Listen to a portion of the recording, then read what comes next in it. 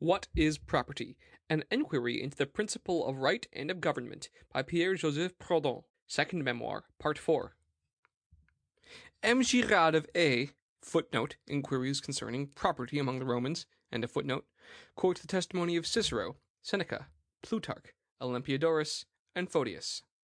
Under Vespasian and Titus, Pliny the naturalist exclaimed, "Large estates have ruined Italy and are ruining the provinces." But it never has been understood that the extension of property was effected then, as it is today, under the aegis of law, and by virtue of the Constitution. When the Senate sold captured lands at auction, it was in the interest of the treasury and of public welfare. When the patricians bought up possessions and property, they realized the purpose of the Senate's decrees. When they lent at high rates of interest, they took advantage of a legal privilege. Property, said the lender, is the legal right to enjoy even to the extent of abuse, jus autendi et abutendi, that is, the right to lend at interest, to lease, to acquire, and then to lease and lend again. But property is also the right to exchange, to transfer, and to sell. If, then, the social condition is such that the proprietor, ruined by usury, may be compelled to sell his possession, the means of his subsistence, he will sell it, and, thanks to the law, accumulated property, devouring anthropophagous property, will be established. Footnote: its acquisitive nature works rapidly in the sleep of the law. It is ready, at the word, to absorb everything. Witness the famous equivocation about the ox hide, which, when cut up into thongs, was large enough to enclose the site of Carthage. The legend has reappeared several times since Dido. Such is the love of man for the land. Limited by tombs, measured by the members of the human body, by the thumb, the foot, and the arm, it harmonizes, as far as possible, with the very proportions of man. Nor is he satisfied yet. He calls to heaven to witness that it is his. He tries, too, or his land, to give it the very form of heaven. In his titanic intoxication, he describes property in the very terms which he employs in describing the Almighty, fundus optimus maximus. He shall make it his couch, and they shall be separated no more. Michelet, Origin of French Law. End of footnote. The immediate and secondary cause of the decline of the Romans was, then, the internal dissensions between the two orders of the Republic, the patricians and the plebeians. Dissensions which gave rise to civil wars, proscriptions, and loss of liberty, and finally led to the empire.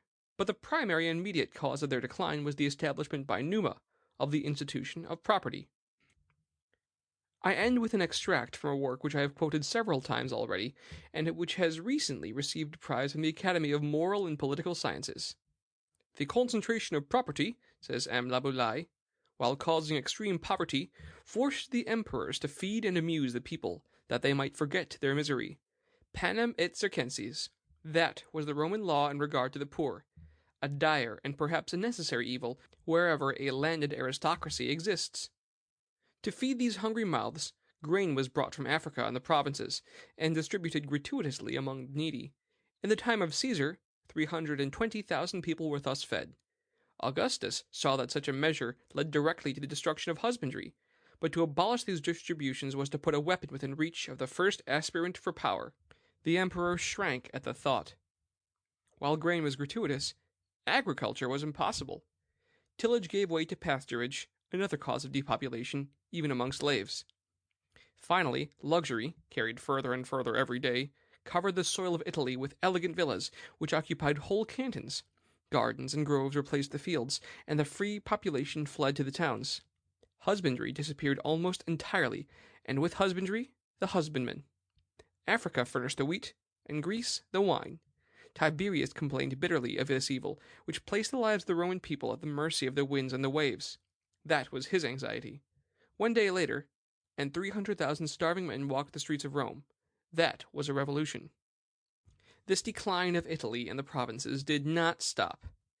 After the reign of Nero, depopulation commenced in towns as noted as Antium and Tarentum. Under the reign of Pertinax, there was so much desert land that the emperor abandoned it, even that which belonged to the treasury, to whoever could cultivate it, besides exempting the farmers from taxation for a period of 10 years. Senators were compelled to invest 1/3 of their fortunes in real estate in Italy, but this measure served only to increase the evil which they wished to cure. To force the rich to possess in Italy was to create the large estates which had ruined the country. And must I say, finally, that Aurelian wished to send the captives into the desert lands of Etruria? and that Valentinian was forced to settle the Alemanni on the fertile banks of the Po. If the reader, in running through this book, should complain of meeting with nothing but quotations from other works, extracts from journals and public lectures, and comments upon laws, and interpretations of them, I would remind him that the very object of this memoir is to establish the conformity of my opinion concerning property with that universally held, that, far from aiming at a paradox, it has been my main study to follow the advice of the world, and, finally, that my sole pretension is to clearly formulate the general belief. I cannot repeat it too often, and I confess with pride, I teach absolutely nothing that is new, and I should regard the doctrine which I advocate as radically erroneous, if a single witness should testify against it. Let us now trace the revolutions in property among the barbarians. As long as the German tribes dwelt in their forests, it did not occur to them to divide and appropriate the soil. The land was held in common. Each individual could plow, sow, and reap.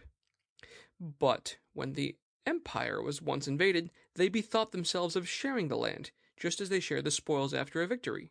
Hence, says M. Laboulaye, the expressions Sortsburgundium Gothorum and Clero Uanthialan, hence the German words allode, allodium, and lus, lot, which are used in all modern languages to designate the gifts of chance. Allodial property, at least with the mass of coparceners, was originally held then in equal shares, for all the prizes were equal, or at least equivalent. This property, like that of the Romans, was wholly individual, independent, exclusive, transferable, and consequently susceptible of accumulation and invasion. But, instead of its being, as was the case among the Romans, the large estate which, through increase in usury, subordinated and absorbed the small one, among the barbarians, fonder of war than wealth, more eager to dispose of purpose than to appropriate things, it was the warrior who, through superiority of arms, enslaved his adversary. The Roman wanted matter, the barbarian wanted man.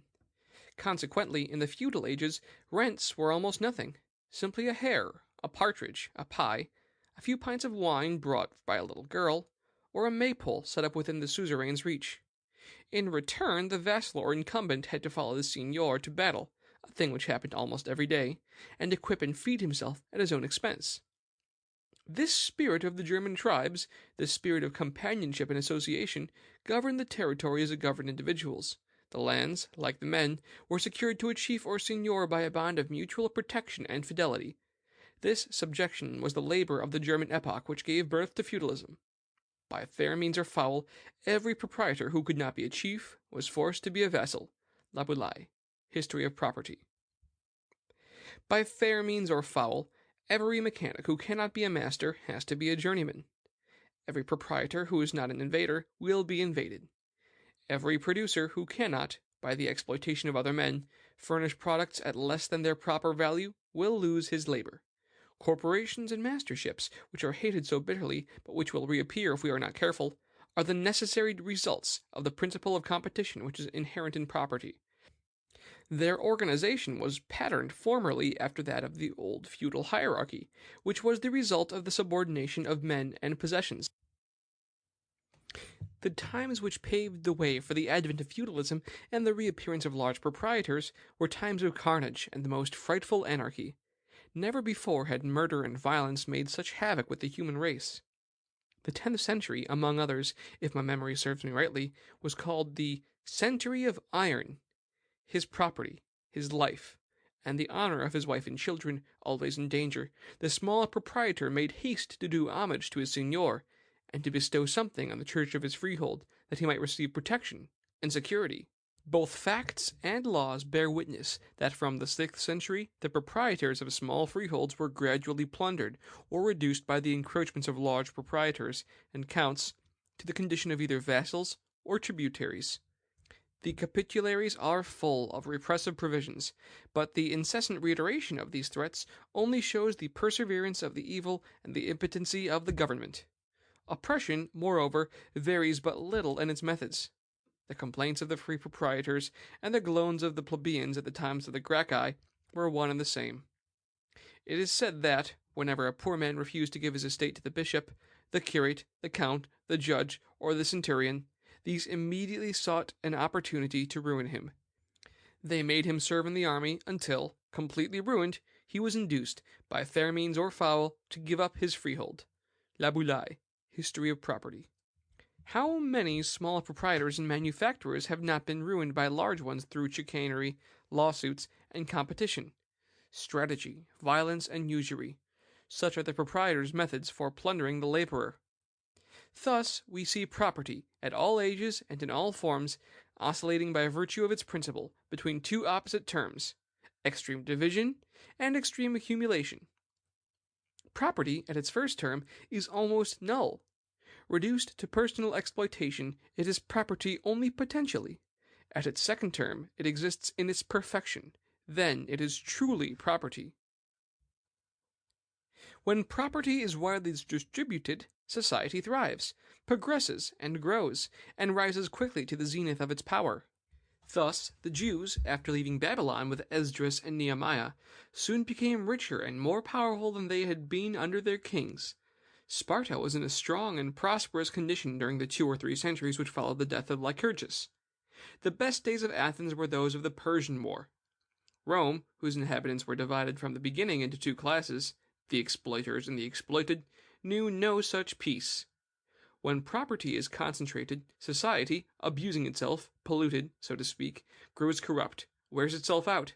How shall I express this horrible idea? Plunges into long-continued and fatal luxury. When feudalism was established, society had to die of the same disease which killed it under the Caesars. I mean accumulated property. But humanity, created for an immortal destiny, is deathless. The revolutions which disturb it are purifying crises, invariably followed by more vigorous health. In the 5th century, the invasion of the barbarians partially restored the world to a state of natural equality. In the 12th century, a new spirit pervading all society gave the slave his rights, and through justice breathed new life into the heart of nations. It has been said, and often repeated, that Christianity regenerated the world. That is true, but it seems to me that there is a mistake in the date. Christianity had no influence upon Roman society. When the barbarians came, that society had disappeared. For such is God's curse upon property.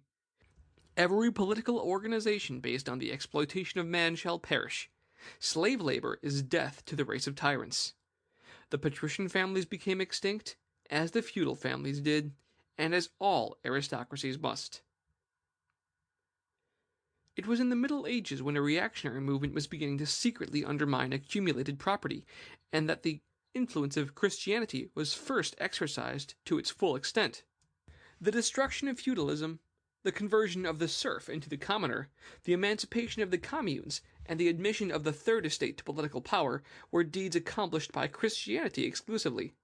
I say Christianity, not ecclesiasticism, for the priests and bishops were themselves large proprietors, and as such persecuted the villeins. Without the Christianity of the Middle Ages, the existence of the modern society could not be explained, and would not be possible. The truth of this assertion is shown by the very facts which M. Laboulaye quotes, although this author inclines to the opposite opinion. Footnote.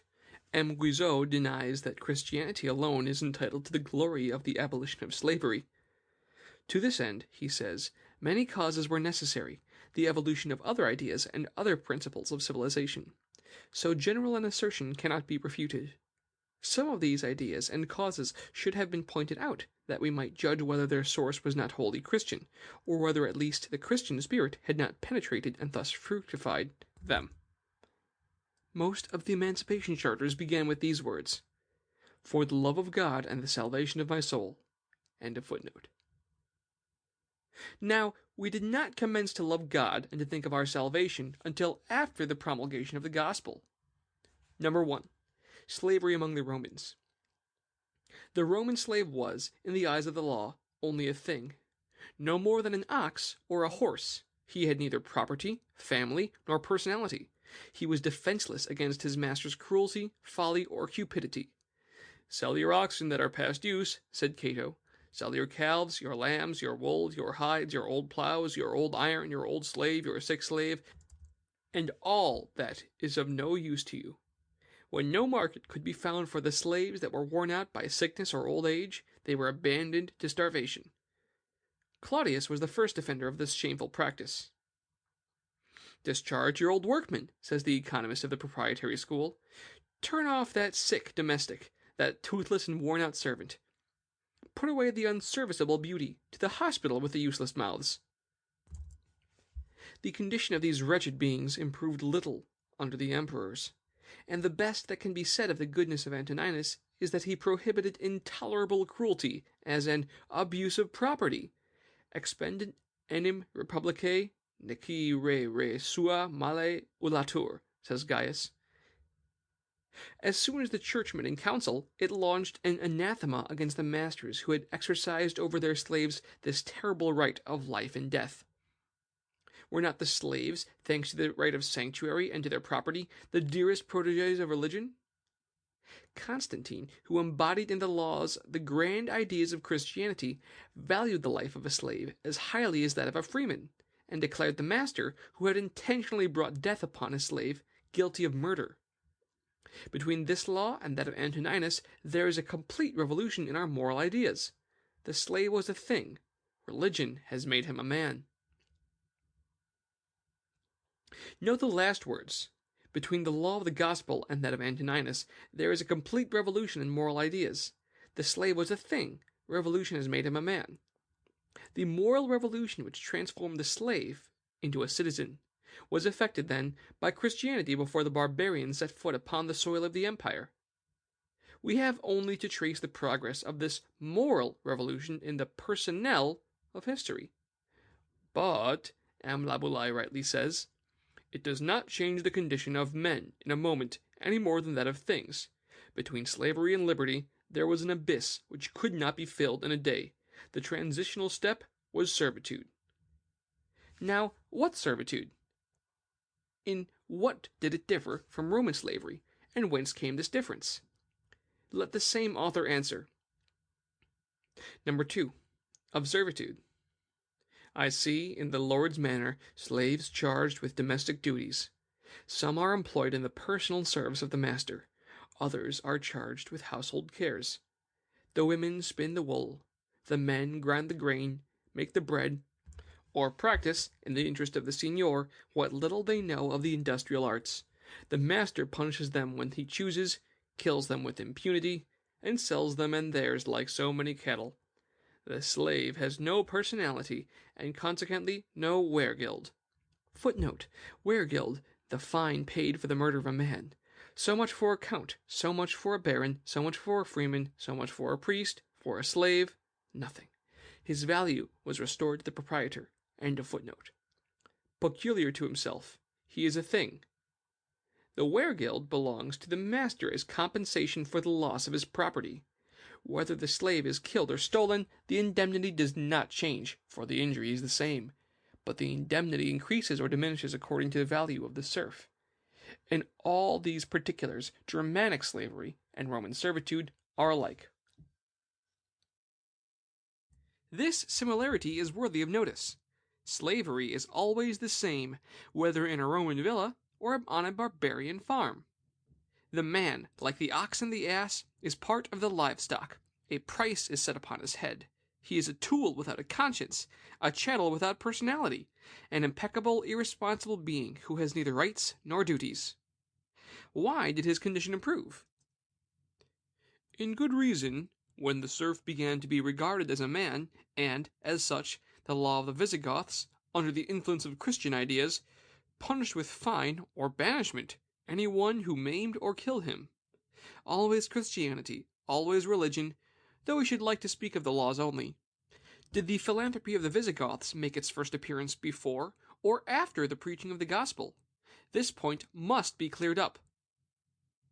After the conquest, the serfs were scattered over the large estates of the barbarians, each having his own house, his lot, and his peculium, in return for which he paid rent and performed service. They were rarely separated from their homes when their land was sold. They and all that they had became the property of the purchaser.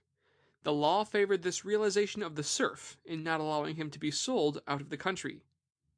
What inspired the law, destructive not only of slavery, but of property itself?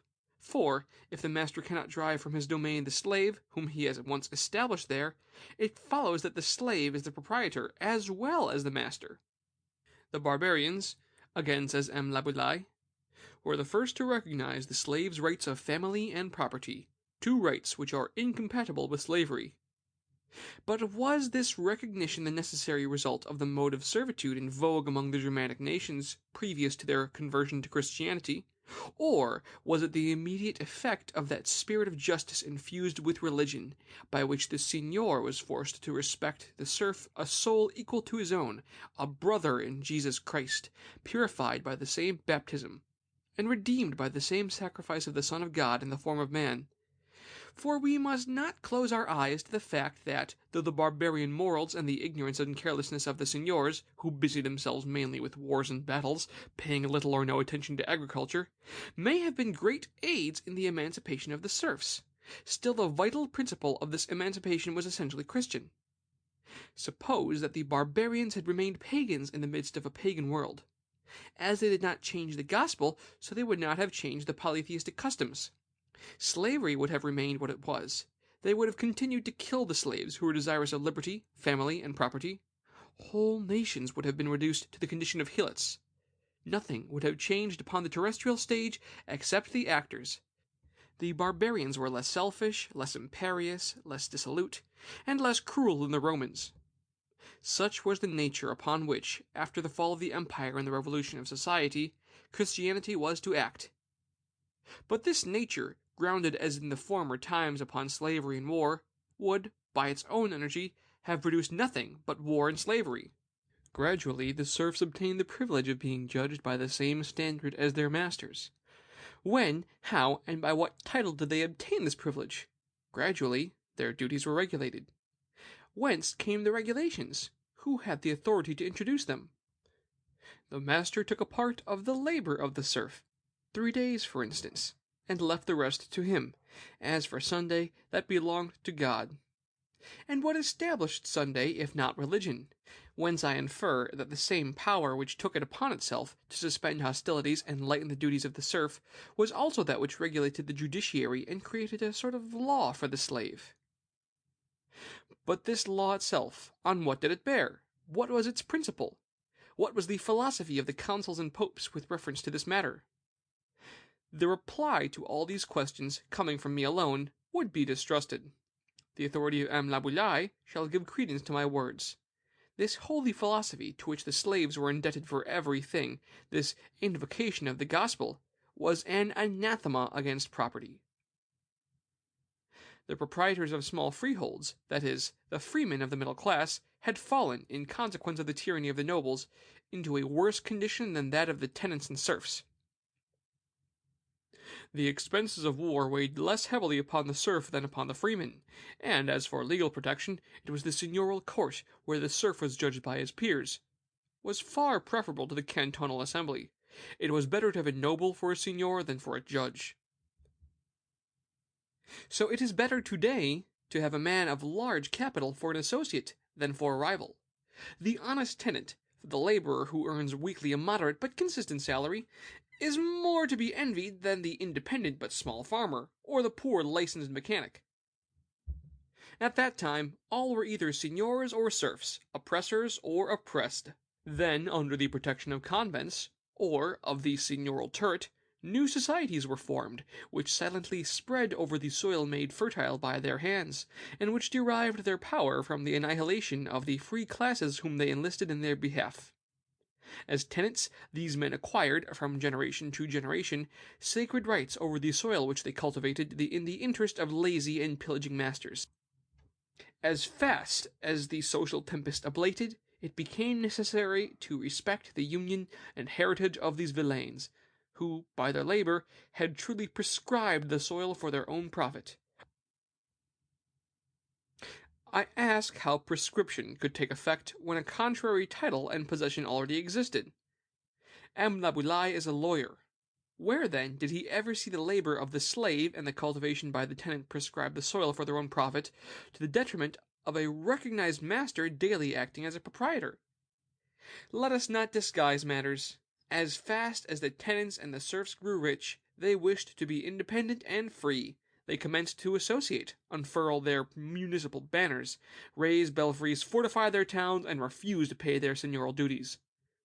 In doing these things, they were perfectly right, for, in fact, their condition was intolerable. But in law, I mean in Roman and Napoleonic law, their refusal to obey and pay tribute to their masters was illegitimate. Now, this imperceptible usurpation of property by the community was inspired by religion. The seigneur had attached the serf to the soil. Religion granted the serf rights over the soil. The seigneur imposed duties upon the serf. Religion fixed their limits. The seigneur could kill the serf with impunity, could deprive him of his wife, violate his daughter, pillage his house, and rob him of his savings. Religion checked his invasions. It excommunicated the seigneur. Religion was the real cause of the ruin of feudal property. Why should it not be bold enough today to resolutely condemn capitalistic property? Since the Middle Ages, there has been no change in social economy except in its forms. Its relations remain unaltered. The only result of the emancipation of the serfs that was property changed hands, or, rather, that new proprietors were created. Sooner or later, the extension of privilege, far from curing the evil, was to operate to the disadvantage of the plebeians. Nevertheless, the new social organization did not meet with the same end in all places. In Lombardy, for example, where the people rapidly growing rich through commerce and industry soon conquered the authorities, even to the exclusion of the nobles. First, the nobility became poor and degraded, and were forced, in order to live and maintain their credit, to gain admission to the guilds. Then, the ordinary subalternization of property, leading to inequality of fortunes, to wealth and property, to jealousies and hatreds, the cities passed rapidly from the rankest democracy under the yoke of a few ambitious leaders. Such was the fate of most of the Lombardic cities, Genoa, Florence, Bologna, Milan, Pisa, etc., which afterwards changed rulers frequently, but which have never since risen in favor of liberty. The people can easily escape from the tyranny of despots, but they do not know how to throw off the effects of their own despotism, just as we avoid the assassin's steel while we succumb to a constitutional malady. As soon as a nation becomes proprietor, either it must perish, or a foreign invasion force must force it again to begin its evolutionary round. Footnote. The spirit of despotism and monopoly which animated the communes has not escaped the attention of historians. The formation of the commoners' associations, says Meyer, did not spring from the true spirit of liberty, but from the desire for exemption from the charges of the seigneurs, from individual interests, and the jealousy of the welfare of others.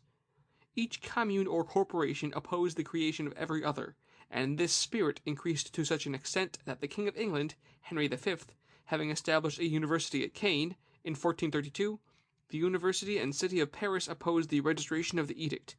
End of footnote. The communes once organized, the kings treated them as superior vassals.